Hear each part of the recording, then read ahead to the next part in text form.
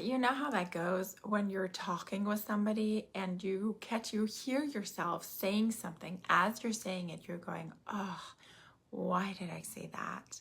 And you see the other person's face shifting.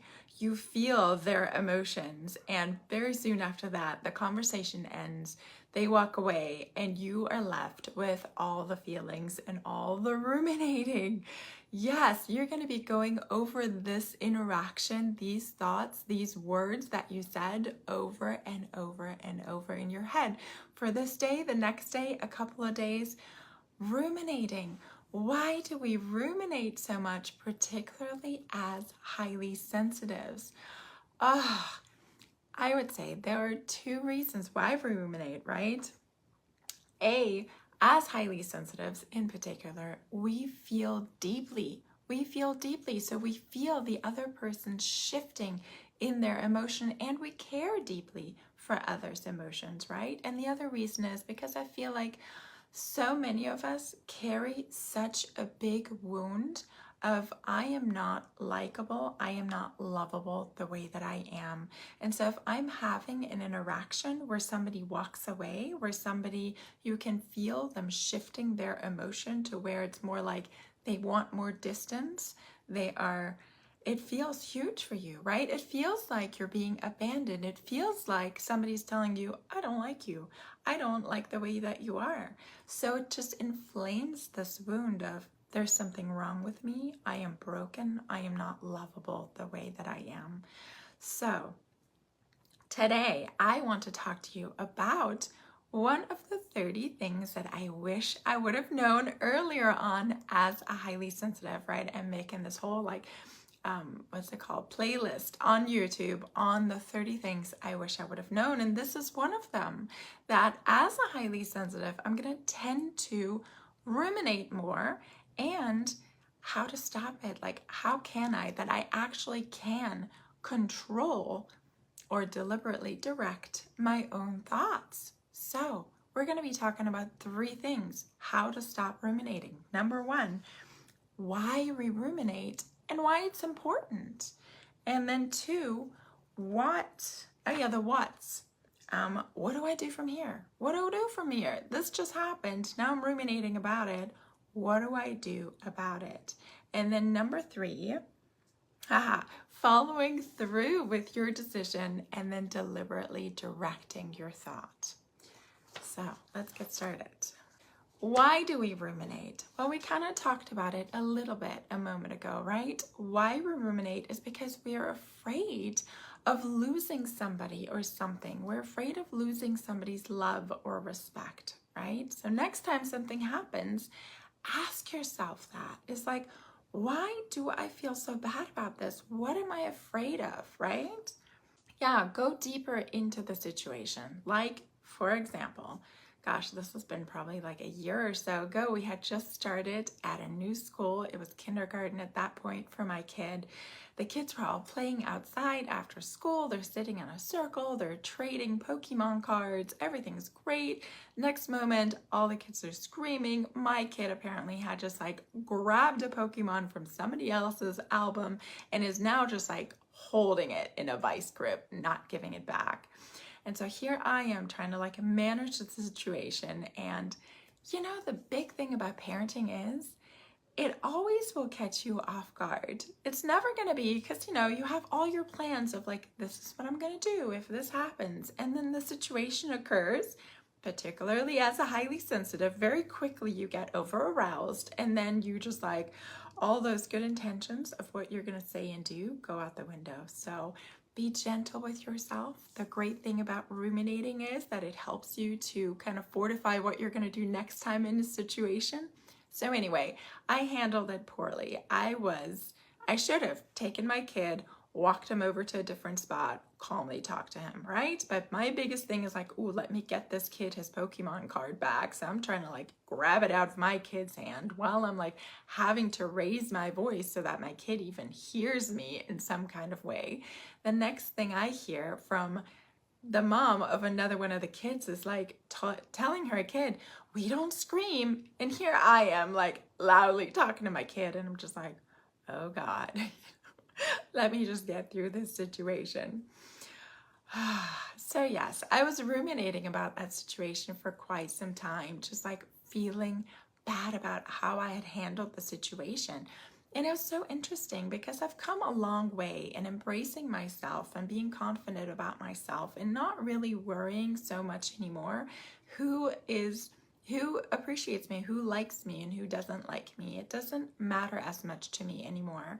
However, when it comes to my kid and the opportunities my kid will have, and this was one of the kids that's like his favorite, he loves playing with this kid, and I'm like, I don't want to say or do something stupid that will then cause my kid to no longer have that opportunity to play with this kid, right? So it's like we go into worst case scenario, which we will talk about in point number 2. So that was an example. What's another example? Something very common that happens, right? Oh man, my hair is crazy this morning. Something that will happen often with a friend, right? Of like texting. Oh, texting is the worst, right? Because you can't even see each other's faces. You can't feel each other's emotions, but you're guessing through the way that they're answering. And of course, sometimes you can tell by like sentence structure, using of emojis or not, things like that. However, we also make a lot of assumptions via text, right? Either way, it's always good to clear it up. So what if something happens with a friend? It's like, what is the why there? Why am I upset? Why am I ruminating about this?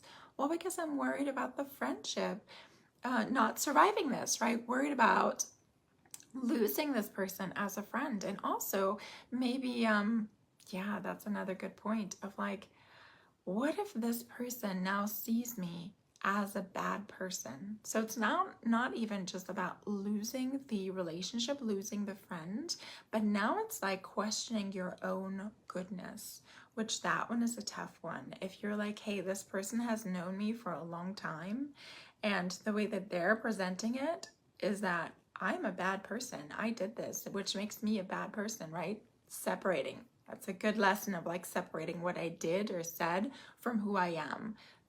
That's such an incredible distinction that I did not learn until, gosh, probably well into my 30s of like, oh yeah, you separate that action from who I actually am. So early on, we take it as this is who I am. And so I did something bad, so I must be bad, right? When you're questioning that and it hurts so bad and you're ruminating so much about it because you're going, are they right?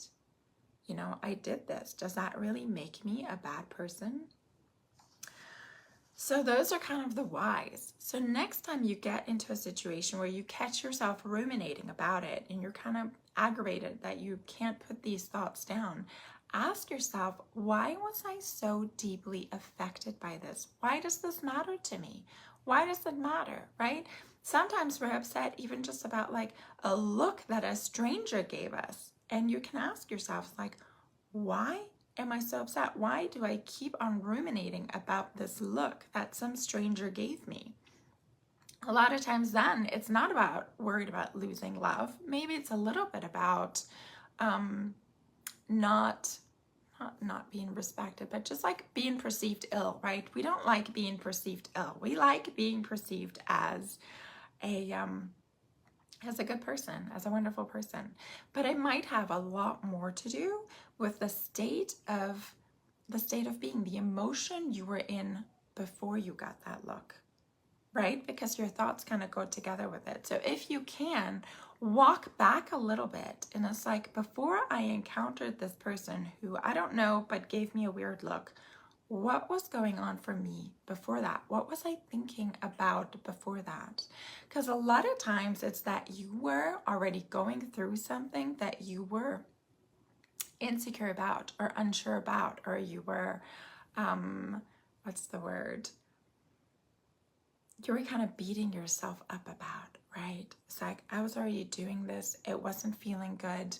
And now I'm getting this look, which kind of validates how I was feeling about myself. Does that make sense? And then we'll go right into step number 2, right? The step number 1 is important because it's looping. These thoughts are coming up for a reason. They're giving us a big emotion.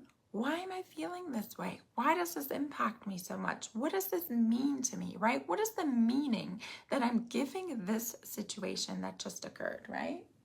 And then let's go to number 2, right? The what. There's going to be a big what. I'm hoping you're grabbing your journal.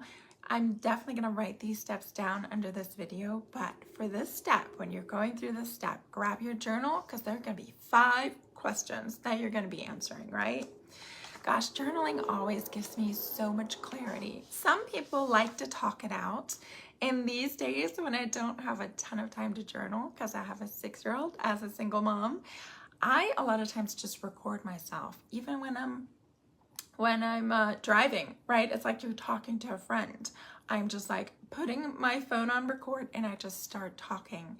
I'm getting better about processing it that way, but really the best is to write things down. It's something about this whole pen to paper thing that really makes a difference. So write down what happened.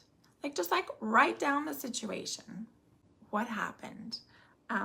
What was my part, right? From my point of view, being incredibly honest with myself. What was my part? What did I do? And then what could I have done better, right? This is the great thing about ruminating. It makes us feel so bad because shame gets activated, but if you can see it as a learning opportunity and you know that we are human and we all mess up and we all mess up a lot, can we take it as a learning situation like I did with my kid of the next time when this happens, what can I do? The more often you process through these things and kind of set yourself those reminders, the more likely that you're going to be able to reach for those when that situation comes up, right? What could I have done better? And make it something that you could actually do the next time, right? Don't reach for something that's so far out of your character that you know you're not going to do it, right? The next question, what did I learn, right? What did I learn about myself? This is great introspection. Even just that first part of why did that impact me so deeply? It tells you what your beliefs are. It tells you what's important to you, right? And then the last question, what can I do to make this better? What can I do to make this better? It's how can I make peace with this? How can I make peace with the other person, particularly if it's your friend or if it's your kid or if it's your partner? How can I make this better? What can I do? Does it call for an apology?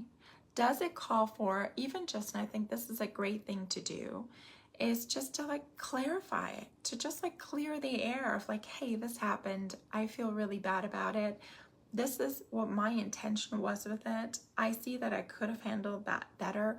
Just speaking your truth, speaking your mind. If it's hard for you to get the words out, because a lot of times it is for us highly sensitives, because then in the moment we're standing in front of the other person and then we're saying one of those sentences of the 10 that we really had in our mind, and it just doesn't come out the right way. I'm with you. I'm the same. I like to write things down. I like to write letters or little notes of really writing it down of this is what I was feeling. This is what was going on for me. This was my intention. I handled it badly, whatever it might be. Yeah, or if you do well with interaction one-on-one. I know I had a friend who did not like to read letters. She really didn't receive that well. And so I just had to then I might even write myself talking points, right? Of okay, if you want to do this in person, face to face, I'm gonna have to write down my talking points so that hopefully I'll remember. Or worst case, write it and then read it to her, right? That way she can even stop you in the middle of it and give you feedback or whatever.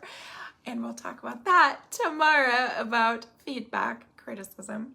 The last step on this what, right? What am I going to do? Is make peace. Make peace with the situation. Make peace. Say, okay, this was a great learning opportunity. Kind of sucks that it happens. I feel bad about it. It gave me a lot of introspection about myself.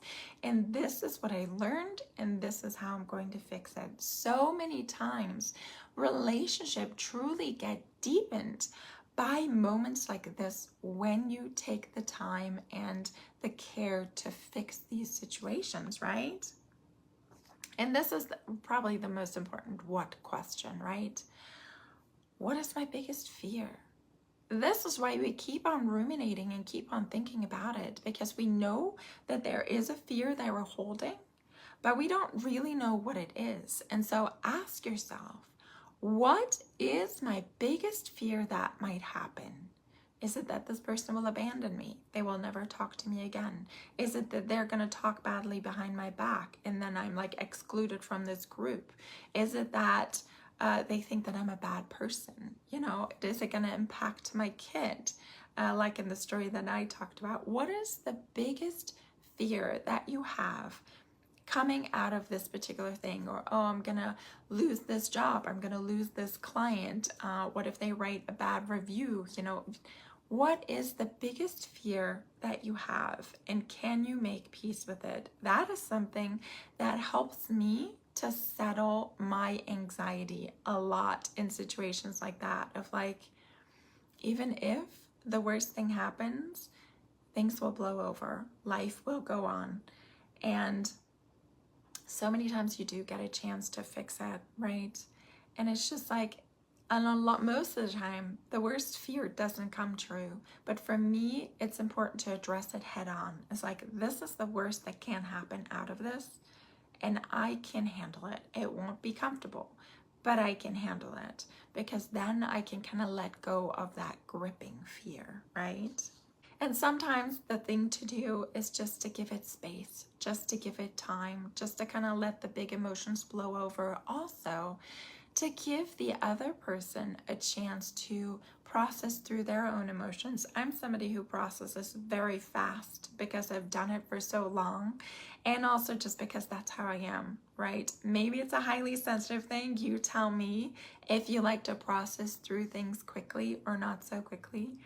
I feel like because I feel emotions so intensely, this like anger or frustration or pain or shame is so intense that I have to process it now, and I have to process it quickly because I want to get to the other side of it, right? So make sure you give the other person that space. So much. We want to make sure, and we just did a video on this like 2 days ago, of like, other people's emotions are not my responsibility. That's a big one. I will link below. Other people's happiness or how they feel is not my responsibility. I don't have to fix it. It's important to acknowledge that, because so many times as a highly sensitive, we're trying to fix their emotion, get them into a better feeling space, so then I feel safe again. I can be in a better feeling space because they are. It starts from the inside out. You are responsible for your own happiness, for your own well-being, for your feeling of safety. If you base your happiness and feeling of safety on your environment, on who's around you, on other people, and if they're okay with you, oof, that is such a slippery slope. And that's probably one of the big messages in this video, right? Is that it's really an inside job. And there are gonna be times in your life where you're not gonna be in good standing with a friend, or maybe even an adult child, which that is hard. That's so hard to think about as a mom, right? That there might be a time where my kid doesn't want to have anything to do with me. But you're gonna have to be okay with holding that space and knowing that they're going through their own stuff and that they have the right. I want to give them that freedom to have whatever emotion they have, to have whatever feeling that they have. And then you can work on repair. You can work on understanding where you are, what you're feeling, and how you can communicate clearly your part, your desire, your intention, and what you're willing to do to work on that relationship, right? But yeah, the biggest thing is, don't base your own feeling of safety and happiness on anything that's going on outside of you, right? On any relationship that might be working or not working at that moment, because that is, a very slippery slope. So we're going to talk about how to follow through on that. You made the decision, you figured it out, this is what I need to do. Now it's a matter of following through on it. This is all about ruminating, right? Ruminating is your thoughts just keep on looping back to the same thing. So we're going to talk about this. I do want to tell you real quick that I have a free guide, 3 things that every highly sensitive needs in order to thrive. It is an awesome guide. 3 things that are great to have in place to kind of give you that basis of creating an incredibly fulfilling life as a highly sensitive. So check out that free guide. It signs you up to my email list, which, that way I can be in your inbox. We can communicate. You can ask me questions, and I can let you know when another live comes up or when another video gets posted. So check that out. So, how do you stop your thoughts? How do you stop ruminating? Remind yourself. That's the first step. Every time that thought comes around, remind yourself, your brain, I just did this process, right? I figured out why this really impacted me, why this is so important to me. I figured out what I'm going to do with it, the step I'm going to take. If you can take it right now as soon as possible, amazing, because that way you'll close that loop. But if you can't, fix it right in this moment. Put it on your calendar, know when it is. If you can't do that, if it's like a friend who needs, space until they come back around, then you're just going to have to be like, okay, I made peace with that, right? I journaled about it. I spoke my piece. That's the other piece. If the other person doesn't give you that conclusion with it, right? A lot of times that will be like a breakup and the other person just disappears. The other person just leaves. The other person doesn't give you that closure of why. And we keep on going over all the facts and all the things, and we keep on ruminating about it, and we don't get that closure from the other person. Find closure within yourself. Find closure within your journaling. In your journal, you can write with them. You can write a letter to them. You can, even in meditation or through journaling, tune into their higher self. So now you're communicating with them, just not on the human-to-human level, right? Find your own closure. Make your own closure. This is about your own peace of mind. Once again, your safety, you feeling okay doesn't lay within the hands of anybody else and what they say and do, right? So then, remind your brain, your mind, I have gone through this process. We have decided what to do. This is what I'm going to do right now in this moment, right? But let's say you're going to do that tonight, and right now you're at work and your thoughts keep on coming back to this thing, right? Then it's time to deliberately shift your focus, right? Deliberately shift your focus. You can either A, do that with distraction, maybe at work, right? You're focusing on your work. But distraction would be something like watch something, go for a walk, listen to something engaging, talk with a friend about something else, right? So it's just like distracting. You can't really hold 2 thoughts at the same time. So distract yourself with something. Get into a hobby, read a book that's very engaging. That gets your thought on a different track. Deliberate attention, right? Deliberate attention. I always talk about the 7 key areas of your life. There's so many other areas in your life that you can focus on, right? It's like, what am I going to focus on? I have some goals, some aspirations, some things I want to do this week or today. Can I focus on one of those things to get my mind in a different direction? Or then just teaching yourself, right? We're usually great at visualizing. And so can you just pick and visualize something different? I do this a lot as a mom. I don't know if all highly sensitives are like that as a mom. Gosh, particularly when my kid was younger, like 2, 3, going to the playground, starting to be a little bit more adventurous, and all I saw was danger everywhere. It's like, he can fall off of this, he can break himself like that, he can, and they're just exploring the world. Like every 3rd step, he falls over his own feet, right? Oh my gosh.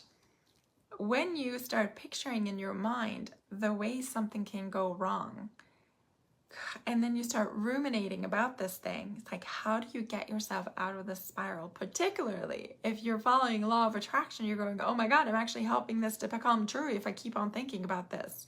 How do you stop yourself from that? For me, I have decided to activate the opposite. Activate a good vision, activate a fun thing. Think about, a fun moment you had together with your kid where you really giggled, or think about a future thing you want to do with your kid that's going to be really fun, right? Sometimes even go like far in the future. If I'm really like triggered and fearing about like, oh my God, what if my kid is, I'm not even going to speak about it. If I'm worried about something happening to my kid and my thoughts just keep on going and there's nothing that I'm doing at the moment to do anything about it, it's just my thoughts going crazy, then I picture something in the future. I picture him graduating. I'm picturing him, getting his first car. I'm picturing him having his first girlfriend, whatever it is. It's like these visions in the future. And of course, you don't have to just do this with your kid. You can do this with a vacation. Picture yourself in your next favorite vacation spot. Picture yourself walking down the beach with your significant other. Whatever it is, purposely activate a vision that you want, something that will make you feel good, because our feelings are closely related or linked to what we're thinking about, right? What we're thinking about. This is why it works so well to put your body at ease when you're envisioning something. And the opposite is true too, right? Your thoughts impact how you feel. So why not use that and deliberately choose thoughts that make you feel better? You can even visualize that interaction with your friend that you're going to have tonight going really well. You getting there and everybody's already more at ease, and then you explaining that, and then, you hugging after that conversation, whatever it is. Positive vibes, put out that good vision. If that's too triggering and you keep on sliding back, choose a totally different vision. And that's the last piece that you got to know about it. You're not going to be perfect. I'm not perfect. Nobody's perfect at it. The thoughts are always going to come back. Why? Because they have more momentum. You have been thinking about them more already.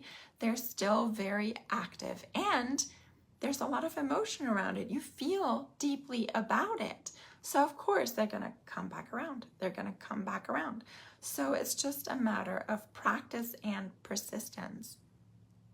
Choose a different thought. Oh, now this thought is coming back. Choose a different thought. This thought is coming back. Choose a different thought. This thought is coming back. Keep on with it. Keep on going with it. Choose to pick an emotion or a vision that really means a lot to you. Something that really makes you happy. Something that really, makes you feel loved or in love with something, right? Like, when I'm angry at my kid, if I just take a moment to breathe and I remember him as a little baby, just laying on me, peacefully sleeping, or that first little smile forming on his face, it's like, how can you not be in love with this being, right? You can activate those, have a really strong feeling. And the more that you practice this of thinking, visualizing something particular, and then activating that feeling within your body, the stronger you're going to make these pathways. This is going to be so good. I'm so excited for you to practice these things. Leave me a comment if you've kind of dabbled with this, if you tried this, if this is totally new to you. It's going to take a little while to hone it in, but you can totally do this. So today we talked about ruminating and why we do it, why it's important, and how we can get out of it, right? I gave you those 3 steps of how to stop ruminating now. Figure out your why. Why is this important to me? Why am I reacting like this? Journal about all those what questions. What am I going to do from here, right? And what is my biggest fear? And to finish it out, okay, decide that you are going to stick with what you decided to do, and you're going to deliberately shift your focus to something else. You're going to activate a different vision. That last little trick, when a thought is really persistent and it keeps on rolling around, what I tell myself is, do I really want to spend my time on this? These days, time goes by so fast. My kid is 6.5 by now, and I'm just like, God, every moment is precious. Time flies by so fast. Do I really want to spend my time with these thoughts right now? Or even just like me being in the process of building this wonderful new business, right? Of like, there's so many other things that I keep on saying I don't have the time for. Do I really want to take this precious time in this moment and ruminate about the situation when I've already processed it and come to a conclusion? Or do I want to use this time to deliberately focus on something beautiful, on something I want to create, on something that will be beneficial for me and my family and my friend or whoever? How do I want to spend my time? Because my time is precious, and I'm sure yours is as well. This was one of the 30 things, is one of the 30 things that I wish I would have known as a highly sensitive, how to stop ruminating and just how to deliberately shift my focus to get out of that rut, out of that feeling. Wow, amazing. Tomorrow we will talk about criticism. How do I handle criticism?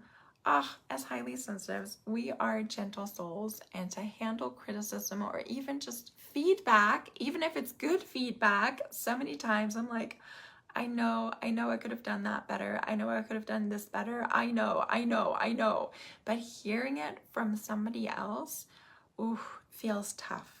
How do we handle that? I will see you tomorrow. If you're watching this video later, link for it is below. Thank you so much. Have an amazing day.